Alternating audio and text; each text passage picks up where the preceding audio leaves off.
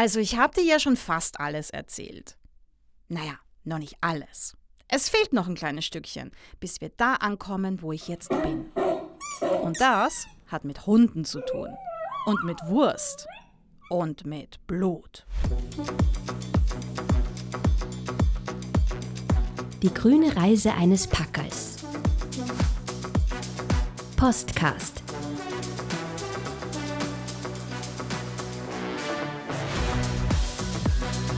Der Podcast der Österreichischen Post.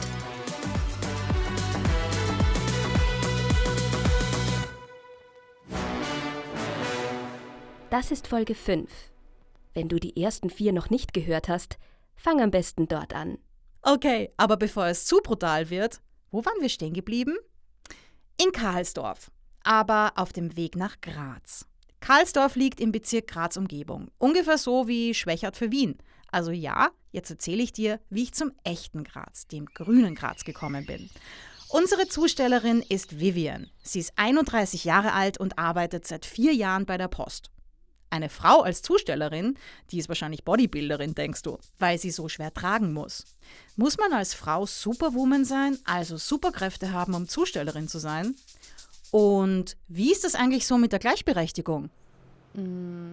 Ja, ich kriege von meinen männlichen Arbeitskollegen, sage ich jetzt einmal, kriege ich immer Unterstützung.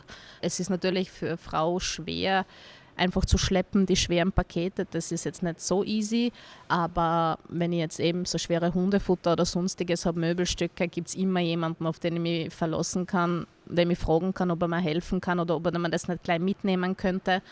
Also Nachteile habe ich jetzt keine so als Frau, es ist einfach nur körperlich schwer. Oh, zum besagten Hundefutter komme ich gleich. Das ist eine heftige Geschichte. Also Vivians Alltag oder der Alltag von PostzustellerInnen aus Karlsdorf oder auch allgemein in Österreich, der geht ungefähr so.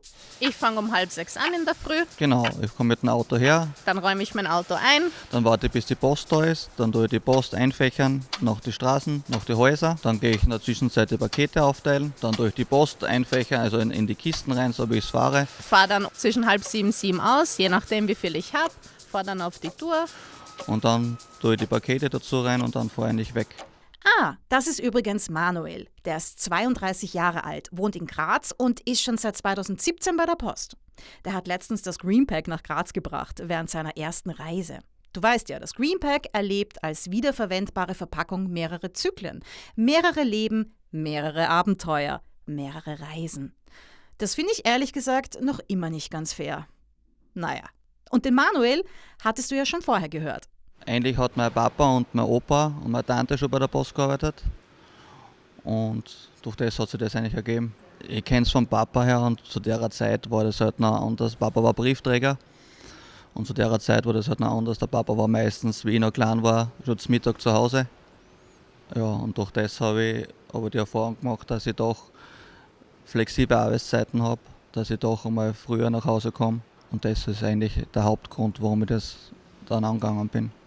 Die flexiblen Arbeitszeiten, die taugen auch Vivian. Ja, weil es einfach die Arbeitszeiten gut vereinbart sind mit Kind. Ich bin alleinerziehend und so mit Schule, Kind war eigentlich nicht schlecht. Du arbeitest nur vormittags, du hast viel Freizeit und somit hat schon passt.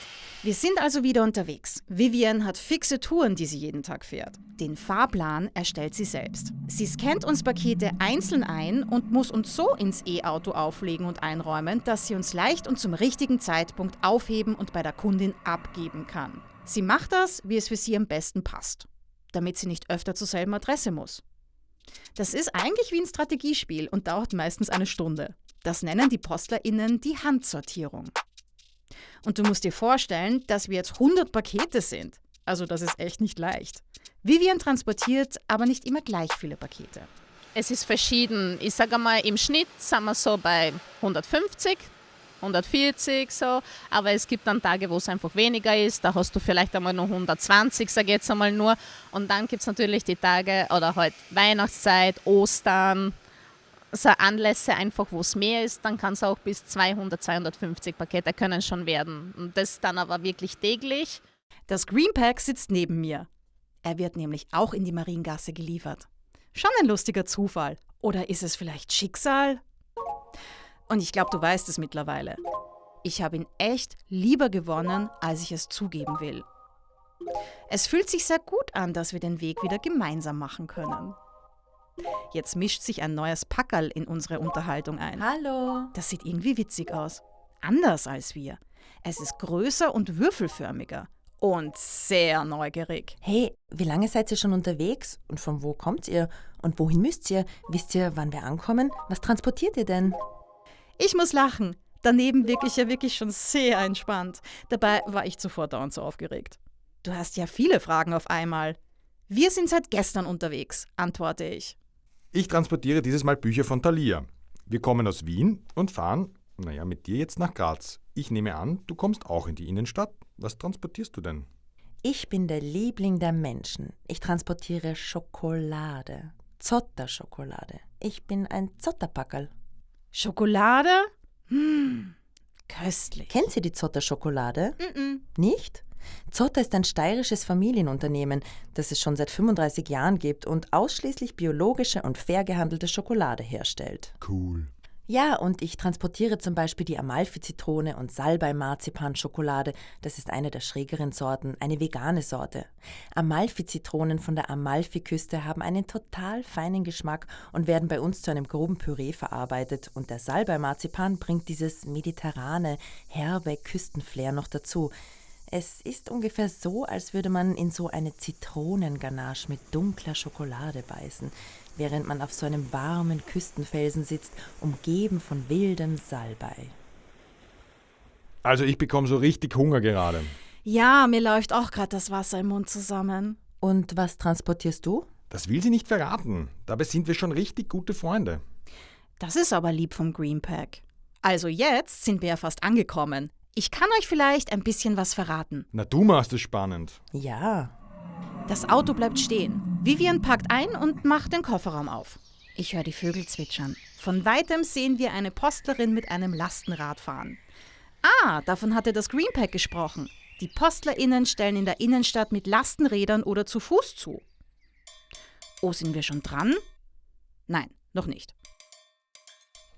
Vivian nimmt mehrere Pakete vor uns in die Hände und lässt den Kofferraum offen. Sie klingelt, eine Frau öffnet die Tür und begrüßt beschwingt unsere Zustellerin. Sie scheinen sich zu kennen. Da gibt's ja das Klischee, dass die PostzustellerInnen alle EmpfängerInnen kennen. Glaubst du, stimmt das? Vivian kennt über 400 Leute. Ja, nach 4,5 Jahren mittlerweile kenne ich wirklich alle, ja. Ja, das kann man schon sagen. Es sind schon genug Haushalte.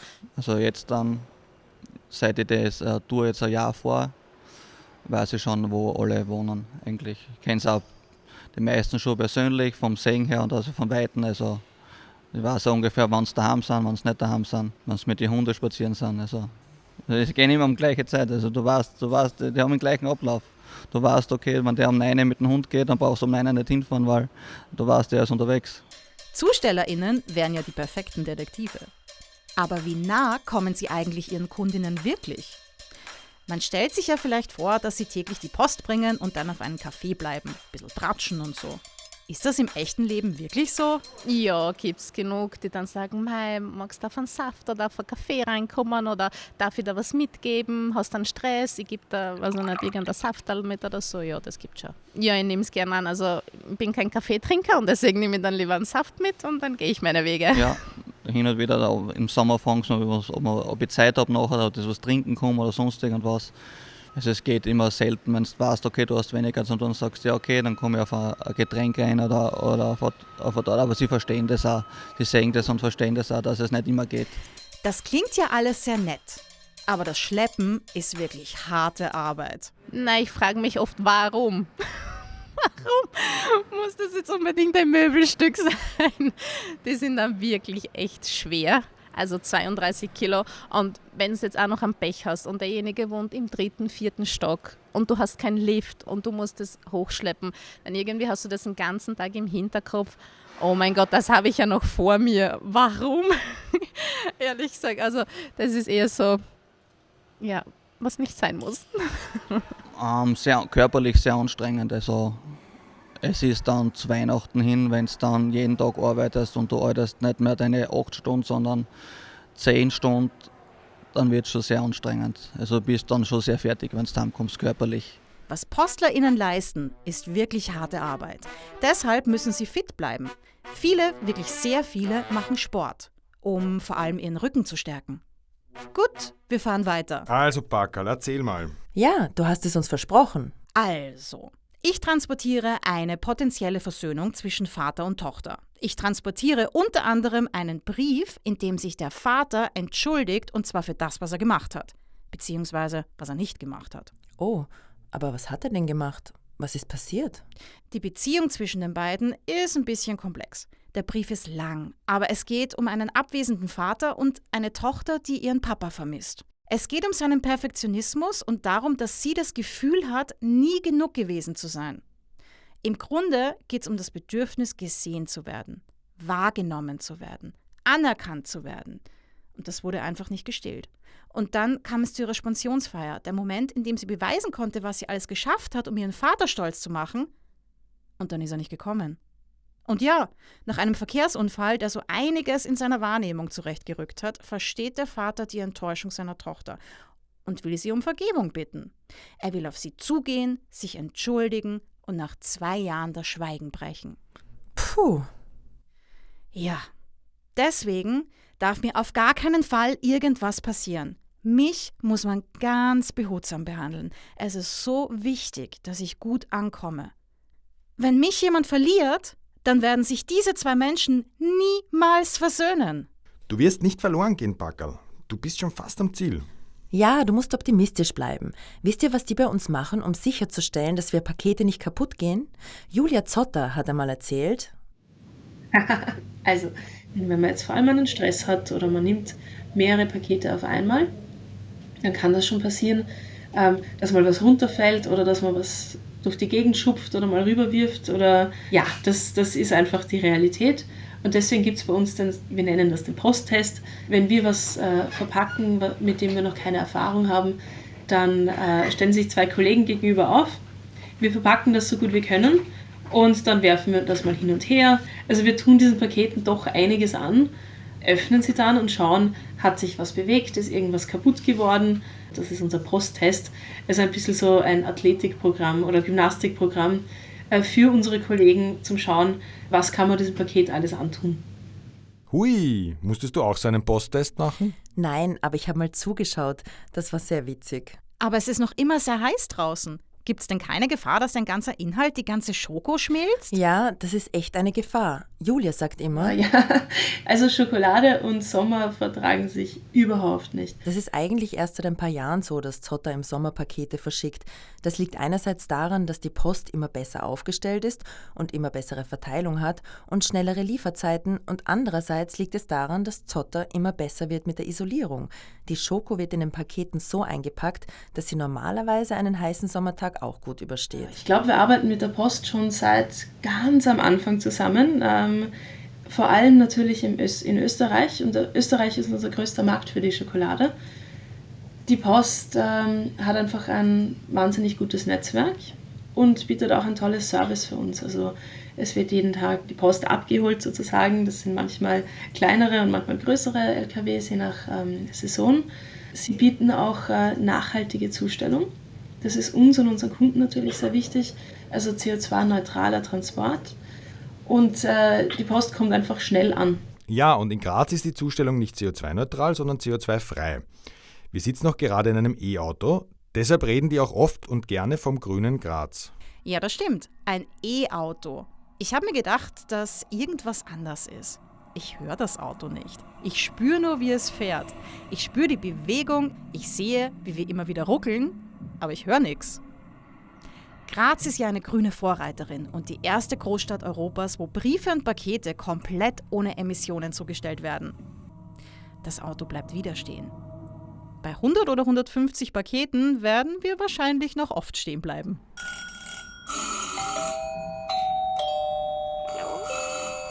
Hallo? Hallo? Hallo? Als Zustellerin kann dir einiges passieren. Lustige und weniger lustige Geschichten.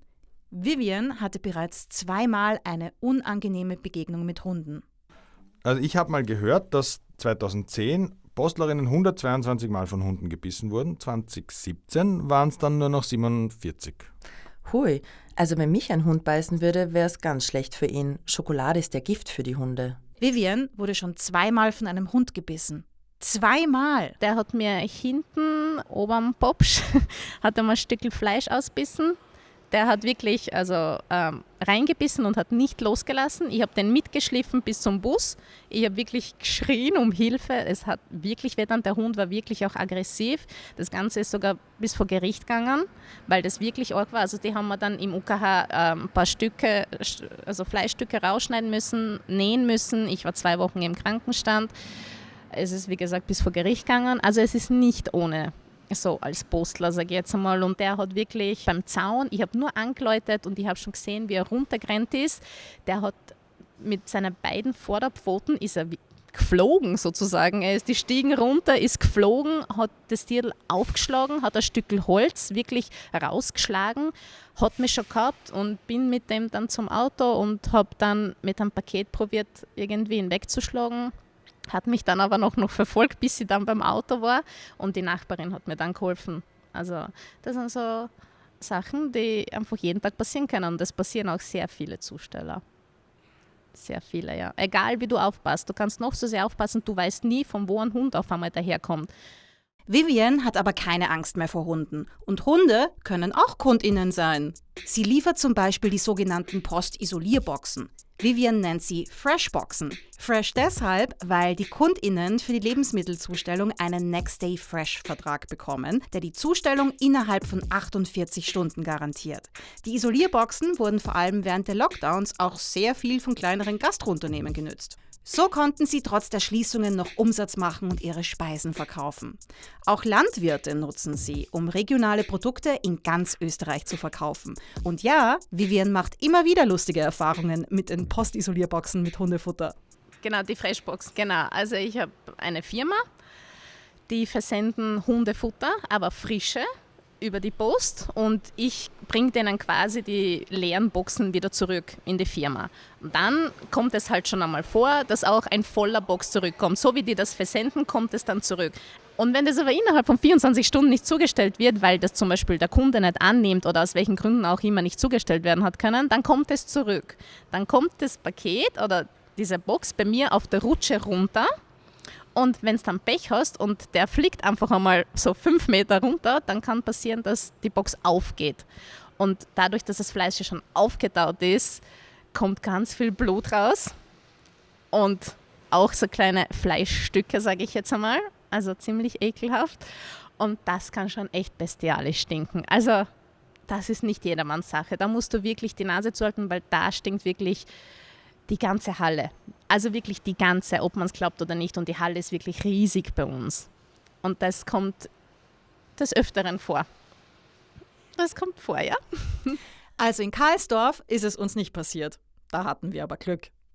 Wir halten wieder an. Hey, ich glaube, ich bin jetzt dran. Lustig war's mit euch. Ich werde jetzt gleich vernascht. Ich hoffe, ihr kommt noch gut an. Viel Glück. Servus, ciao, Tschüss, Zotterbackerl. Zotterbackerl. Tatsächlich wird das Zotterbackerl mitgenommen. Das war eine nette Begegnung. Das ist so schön, so viele neue Gesichter kennenzulernen. Jedes Packerl hat seine eigene Geschichte. Aber heißt es, wir sind die Nächsten? Wie verabschiedet man sich denn von einem Packerl, das man ins Herz geschlossen hat? Und nicht mehr, nie wieder wiedersehen wird? Hey, es ist schon schade, dass wir uns jetzt gleich trennen müssen und wir uns nicht mehr wiedersehen. Ja, Packerl, aber du hast noch was Großes vor. Du hast eine große Mission, die du jetzt erfüllen musst und wirst. Glaubst du, werden sie sich versöhnen? Puh, ich weiß nicht. Ich bin vielleicht naiv, aber ich denke, Familie ist schon was ganz Besonderes. Und Eltern machen halt Fehler, aber wir alle machen sie. Ich finde, in den meisten Fällen ist es schöner, zusammenzuhalten und zu vergeben. Wir sind hier ja auch irgendwie eine Familie. Wir sind ja alle Pakete. Das stimmt, aber wer weiß, vielleicht sehen wir uns wieder, zum Beispiel im Recycling. Und wir können dann in einer neuen Form zusammen neue Abenteuer erleben. Glaubst du? Naja, ich habe noch ein paar Zyklen vor mir und ich bin wie eine Katze mit 7 Leben, oder fast. Angeber. Das Auto bleibt stehen. Ich bin dran. Mein nicht existentes Herz schlägt gefühlt so schnell. So schnell, dass der Karton fast explodiert. Viel Glück, Packerl, und Wir sehen uns im nächsten Leben. Ich bekomme kein Wort raus. Vivian nimmt mich ganz behutsam und läutet an der Tür eines Wohnhauses. Wie wird die Tochter reagieren? Wird sie weinen? Was wird sie sagen? Ich hoffe, sie schleudert mich nicht gleich in eine Ecke. Keine Antwort. Sie tippt was auf ihrem Gerät und schnauft. Oh nein, was ist los? Will sie mich nicht? Oh nein, das kann doch nicht sein. Das darf doch nicht sein. Die beiden müssen sich versöhnen. Sonst war ja das alles umsonst. Vivian nimmt mich wieder ins Auto hinein. Was ist passiert? Werde ich zurückgeschickt? So schnell sehen wir uns wieder, Packerl. Hast du es ohne mich gar nicht ausgehalten? Ich weiß nicht, was los ist. Werde ich jetzt zurückgeschickt? Werde ich weggegeben? Nein, mach dir keine Sorgen. Du kommst in die Postabholstation. Die ist gleich in der Nähe und die Empfängerin ist einfach nicht zu Hause. Das passiert oft und sie wird sicher kommen. Okay, ich versuche mich zu beruhigen. Ich habe trotzdem das Gefühl, dass da etwas nicht stimmt. Was, wenn sie mich wirklich nicht will? Ja, das ist oft so, dass die Empfängerinnen nicht zu Hause sind. Das Auto bleibt wieder stehen und Vivian hebt das Greenpack auf. Mitten im Satz werden wir getrennt. Du schaffst es, Packerl. Wir sehen uns wieder. Ich hab gar keine Zeit, etwas zu sagen. So schnell ist es weg. Das sind ein bisschen zu viele Gefühle auf einmal in mir. Also Abschiede mag ich nicht. Aber losgerissen zu werden, macht's nicht besser. Ich fühle mich jetzt wieder ziemlich einsam und ganz leer. Vivian holt immer neue Pakete. Einige von ihnen kommen wieder zurück. Auch sie kommen in die Postabholstation. Wir halten am Bahnhof an. Gleich neben dem Bahnhof lese ich in schöner, geschwungener Schrift: Postamt. Der Großteil dieses Gebäudes steht unter Denkmalschutz. Vivian bringt uns, wir sind insgesamt 7 Pakete, in die Postabholstation. Vor uns ist ein Gemälde. Wunderschön. Das ist wahrscheinlich die Stadt Graz. Ich komme in die Postabholstation B, 9. Reihe, gleich neben dem Scangerät. 3. Fach von oben. Das Fach geht auf. Vivian stellt mich hinein. Das Fach geht zu. Jetzt bin ich also in der Postabholstation angekommen. Vor einer Stunde habe ich angefangen, dir diese Geschichte zu erzählen. Ich habe schon viele Menschen kommen und gehen gehört, aber mich hat die Tochter noch nicht abgeholt. Vor ein paar Minuten habe ich mitgehört, wie eine Postlerin erzählte, dass täglich 500 Menschen ihre Pakete holen, aber dass 30% der Pakete und Briefe hier nicht abgeholt werden und entweder zurückgeschickt werden, also wenn die Adresse der Absenderin zu finden ist, oder ins Postlageramt 1005 geschickt werden. Kannst du dir das vorstellen? 30% werden nicht abgeholt. Gehöre ich auch zu diesem Teil? Du weißt nicht, was das Postlageramt ist, oder? Wenn Pakete 3 bis 6 Monate dort nicht abgeholt werden, werden sie versteigert, verkauft oder verschenkt. Also ich finde es ja schon sehr cool, dass die nicht abgeholten Pakete eine zweite Chance bekommen und dass ihnen ein Sinn verliehen wird. Aber ich will unbedingt bei meiner Adressatin ankommen. Oh wow! All diese Gefühle, all diese Abenteuer. Aber du bist da und du hörst mir zu. Also bin ich nicht mehr allein. Also ja, danke, dass du da bist. Die grüne Reise eines Packerls.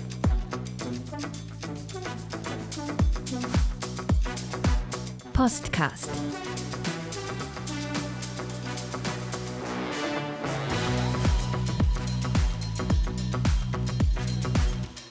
Der Podcast der Österreichischen Post.